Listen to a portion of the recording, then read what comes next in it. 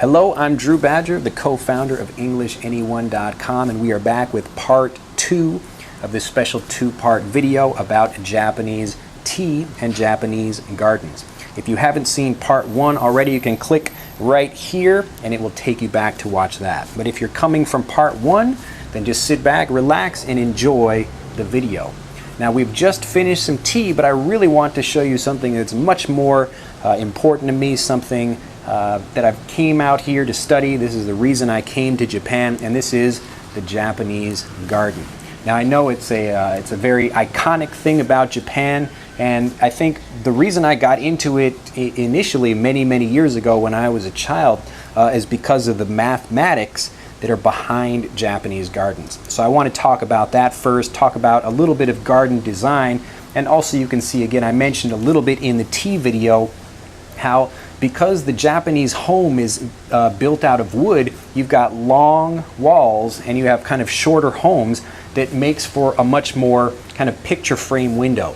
So the Japanese garden is really designed to be viewed from inside the home. That's why if you walk around in a lot of Japanese neighborhoods, you'll see high walls everywhere, and it maybe just kind of looks like a big concrete area. But as soon as you go into the wall or go kind of you pass through the gate or you're inside the home, you'll be able to sit in a situation like this where you've got a lovely open space here, and it's a large, almost like kind of like a picture frame movie where you can look outside and you've got really very little distinction between the outside and the inside. So I don't even have a screen here. I can lean right out and I'm still like got the inside and the outside right here.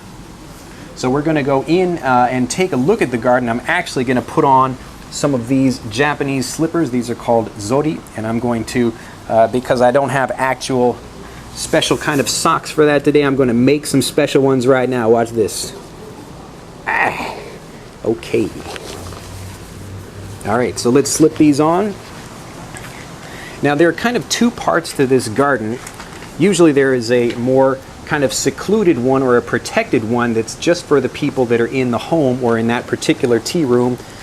Oh, these shoes are a little bit small. I've gotten used to that out here in Japan. I'm just going to walk over here. There are some rocks because I want to show you something about Japanese garden design. And you can see when people do the designs for the rocks, even the height of the rocks and the space, it's all about being proportional. So it's really about mathematics, and all of the different plants that you use, these are important to Japanese design, and a lot of them that are kind of indigenous or they're local plants, you would be using those in the garden. But the real thing that makes a Japanese garden is really the mathematics that are under it. So even something like this, you would see the flat area from this rock is going nicely with the flat area from this rock right here.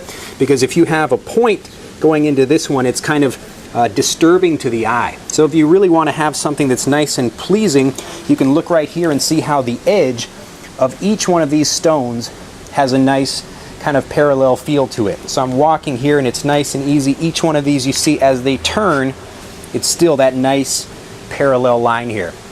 So I'm walking over here again. I just want to get some of the rocks out here so I can show you something interesting about Japanese design.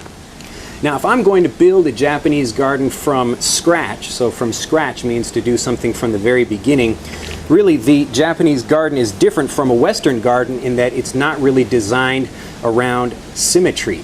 You want to have balance, which means that if I have like a rectangle and I have, kind of a typical like a Western garden, you would have, something, if you go to like an English garden where you've got beautiful flowers everywhere, it's meant to be viewed from up high. So you can look at it.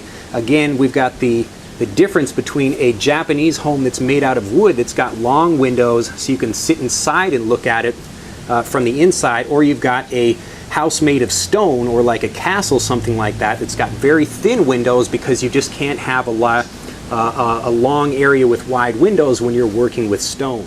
So if we're looking at the top of a garden, we've got maybe like a rectangular area like this, and we've got some flowers here and some flowers here, and then we've got symmetry.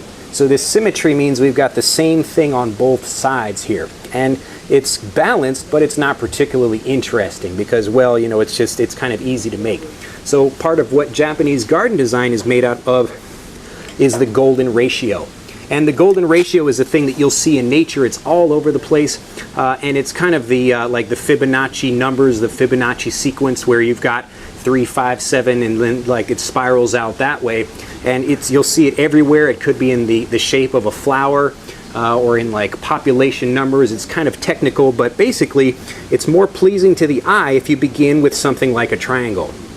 So if you are the front here and I'm going to design something, you've got kind of like the 3, 5, 7 angle, and we'll move these stones around so you can see how this looks. But we've got, if you were to take like a basic, just using 2 stones to begin with, and I've got a like a lever like this. So I've got like a lever with a point in the middle, and it can balance like this. Now I can take a big rock here and the same rock on this other side, and I've got the balance point in the middle, and basically you've got balance. But again, it's like that kind of Western garden where it's got balance and it's got symmetry, but it's just not that interesting. But if I were to take a Japanese garden design, I would take that same idea where I've got a balance point here where you can put a really large stone here, but then a really tiny stone all the way over here. You've got balance again, but again, it's not symmetrical. So it's not the same thing on both sides, and it becomes more interesting that way. So what we're going to do, instead of having 2 rocks together on a single line, we're going to create a triangle with these. So you're coming from the front, and we would start with like 1 rock here, 1 rock here, and then 1 rock here. Now you notice that each of these is kind of on its own line. They're not crossing each other. And then the space between each of these things, and again, like you can kind of move them around. You don't have to be exact about it, but you'll see this spacing in nature. So the size of this, and the size of that, and the size of this, and the distances between all of these are really what make up a pleasing garden to the eye. So if you're sitting here and you're looking at the garden this way, you can really see what it looks like, where you've got kind of like a balance point here, this half of the garden and this half of the garden, and then you can see if we were to move these things around, how it becomes less balanced or more balanced, or trying to find the ideal placement for all of these things. So when you look at gardens, especially something like Ryoanji, which is a really popular garden in Kyoto, this is like one of the big rock gardens, and I believe it's a World Heritage Site actually, where you've just got basically a big open area with the regular gravel kind of like this, and then a few rocks. It's basically just this kind of mathematics. So we'll go out into the actual garden over here and we'll take a look and see what some of that looks like. Okay, now we're going to actually walk out into the garden. So I showed you kind of that design before. Remember, we're seeing again that same style here. We've got the rocks that are coming together. You see there's nice clean parallel lines there, and we're going to walk out and see all of the beautiful kinds of trees that we can find out here. Lots of lovely, again, like it's ornamental, but really the garden is designed from a skeleton, and then you put all of the plants in after that. So that's when you're actually building a garden, you would build it that way. You would begin with the design, figure out where all the rocks go, and then you move in to put the plants in after that. So let's take a look. You can actually take a look from over here and see that same path that goes into where we were just having the tea ceremony over there. So it's a really lovely view, whether you're sitting inside the room or you're standing outside, and you're taking a look at how everything kind of flows together. So this is a really nice garden because it's also got a koi pond, and koi are the large ornamental goldfish or carp. So we're going to take a look at those as well. Now you don't necessarily have to have one of those in the pond, but really the point of having Japanese koi, or these goldfish in the pond, is just to add a little bit of color. If you look around, you've got kind of the contrast between lots of the greenery, and you'll see some flowers in Japanese gardening, but really like the Japanese garden is designed to be beautiful all year long. So even if there are some trees that lose their leaves, you'll have others like the pine tree that have needles all year. So most of the things, again, you'll see a few flowers here and there. These are just for accents. Really, you want to have a nice lush garden if that's the style you're going for, and then you've got the rocks and the dirt to contrast with that. But then when we take a look at some of the koi over here, you'll get to see these right now, and these are really just to add a lot of kind of bright color and then actual movement to the garden, because we don't have something, obviously the trees aren't moving around, they're not walking and jumping and saying hello or anything. So we've got some lovely fish, and we can come in and right here. See, the fish will actually talk to you. If you can see him right there, he says, hello. Hello, how are you? Welcome to my garden. Give me some food. So they're all coming over. We can actually walk on this little bridge over here, get a nice view of them. And you can get a really good view of these fish. Now, some of these can get actually quite large and really expensive, and there are lots of different varieties. But again, you can see how they're just in there to add a little bit of movement to the garden and really just to add some nice color. So everything else in the garden is really green, and then you've got these lovely orange or gold colors in the gardens that are coming out from here. Now, if you look at the rocks again, let's see if we can find a nice one. We're going to turn around and look over here. That same design I was talking about before, the garden design might look complicated, but really we're building a garden from triangles and other geometric shapes that just look pleasing to the eye because that's the Fibonacci ratio, the lines and the ideas that really just are just very visually pleasing. So we've got a large stone here and another one here, and then we anchor the garden like that. And then once we get that design, we can start putting in other things like that. So we'll move back over here. Now we're over at a waterfall. Hopefully you can hear me pretty well. It's a little bit loud. Now there will be lots of different designs in waterfalls, but really the Japanese style waterfall is trying to actually design, it's kind of designed to mimic a real waterfall. Now what's tricky about this is that unless you're living at a place where you've got an actual mountain where you can have something coming down, it's really hard to make something that looks like a waterfall. Now this is designed the way it is because it really feels like you've got a hill here and an actual waterfall coming down from it. So this is, again, even though the mind is, understanding that this is not a real waterfall, this is not a natural waterfall, the design is like this to mimic the natural waterfall style, and that's what is really pleasing and relaxing to people. What you'll often see in gardens is you'll have kind of a mound. It's almost like a water volcano where people will design something and you can see that there's nothing that it's like actually coming down from. So a lot of Japanese designs, they will have it so that even if it's a mound like this, you can't really tell that this is the top. The water could be coming from another location, and the water is usually looking like it's turning from another location. So again, it's kind of tricking the mind that the waterfall is actually a real waterfall. And now if you come over here and look a bit more closely, you can see there are elements in here you really want to have. Not only like the sound of the waterfall is important, but how the water is actually moving. And you really want to think, especially when you're designing waterfalls and rivers, that you really want to make sure that the flow of the water is the way it would flow in the real world. So if you have something like this and you've got like a long piece of rock that would be coming out that way, it would not be pleasing to the eye because everybody would kind of know intuitively that the water would come through and the water would break that down.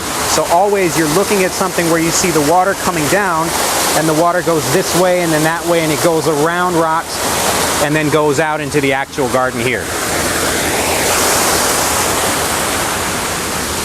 And it looks like the fish are back looking for some more food over here. These are some very smart fish, I think. Yes, I'm sorry. Oh no. And you can see we've got some lovely Japanese pine trees over here. These are some of the things that I came to study. You can zoom in on those and you can see a little bit, depending on the type of year, usually these will be pruned. You will trim the leaves of those maybe twice a year. And then really you're wanting to create that lovely kind of cascading look of the pine tree in the same way that you get that from, the Japanese maple, which is the other tree over here on the left. So these are kind of the typical things when you think of a Japanese garden. You're thinking of a momiji, so that's the Japanese garden, typical Japanese maple tree, and then you've got the pine tree, and there are different varieties of that as well. And then you've got a few other things that are kind of anchoring it, and little things like this little pagoda looking lantern thing. Like, this isn't necessarily typical. You don't have to have that. It doesn't necessarily make something a Japanese garden. Again, you begin with the math and then you work up to things like plants and other little ornamental things like that. So there's probably a light in that, and in the evening it's probably very nice over here. So this is the whole reason I came to Japan, and even though I haven't yet started learning how to build water gardens, I know how to build the kind of dry things, and I can actually build and design something like this. So I look forward, while I continue to make more videos for you and everyone else out there on YouTube, really learning to come back and enjoy all of the koi and the other things. And we've got a whole bunch of them right here. Let's look at all these guys.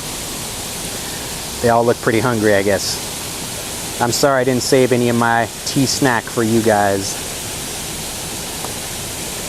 But I really hope you have enjoyed this video, and I look forward to showing you many more things about Japan. If there are more things specifically you'd like to know about, again, even in a Japanese garden or even pruning particular trees, there's lots of very refined things you can go into, even about like the carpentry that goes into the wood, lots of different things, how you select the rocks, all of these different things, even about a garden. It's actually quite technical, and there's a lifetime that's really required to learn all of these things.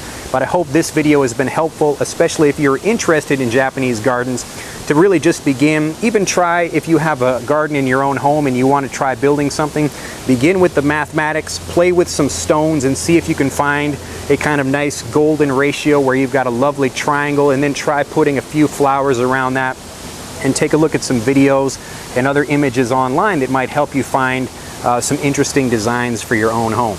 Well, again, this has been Drew Badger for EnglishAnyone.com. If you have any questions, please post them below, or if there's other things about either gardening or other things about Japan that you'd like to learn more about, let me know in the comments. If you've enjoyed this, please like it and share it with other people, and I will see you in the next video. Bye-bye.